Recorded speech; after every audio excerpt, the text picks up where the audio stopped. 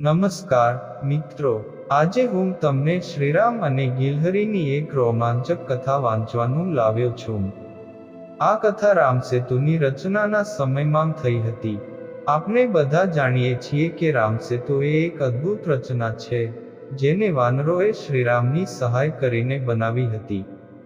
પરંતુ શું તમે જાણો છો કે આ પુલની રચનામાં ગિલહરીનું પણ મહત્વપૂર્ણ યોગદાન રહ્યું છે? આવો આજે આપણે તે કથાને સાંભળીએ.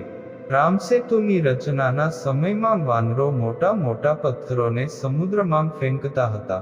તેમાંથી કેટલાક ગિલહરીઓ પણ શ્રીરામની સેવા કરવાની ઈચ્છા રાખતી હતી. તેઓ પોતાના મોઢામાં માટી ભરીને લાવતી હતી અને પથ્થરોની વચ્ચે ભરી દેતી હતી. આ રીતે તેઓ પુલને મજબૂત બનાવવામાં મદદ કરતી હતી. પરંતુ વાનરો આ ગિલહરીઓને અસમર્થ અને અવગઢ માનતા હતા.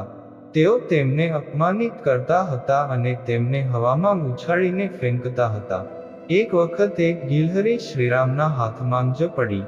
શ્રીરામે તેને બચાવી અને તેની પીઠ પર પોતાના આંગળીઓથી સ્પર્શ કર્યું.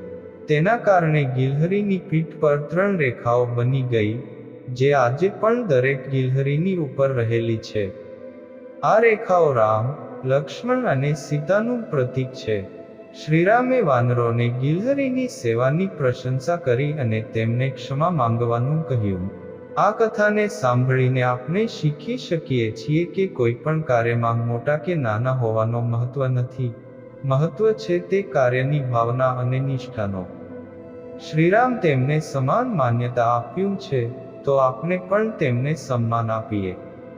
આશા કરું છું કે આપને આ સારી લાગી હશે, તો આ વિડીયોને લાઈક અને ચેનલને સબસ્ક્રાઇબ કરવાનું ભૂલશો નહીં અને કમેન્ટમાં લખજો જય શ્રી રામ. હવે મળશું આગલા વિડીયોમાં. ત્યાં સુધી રાધે રાધે.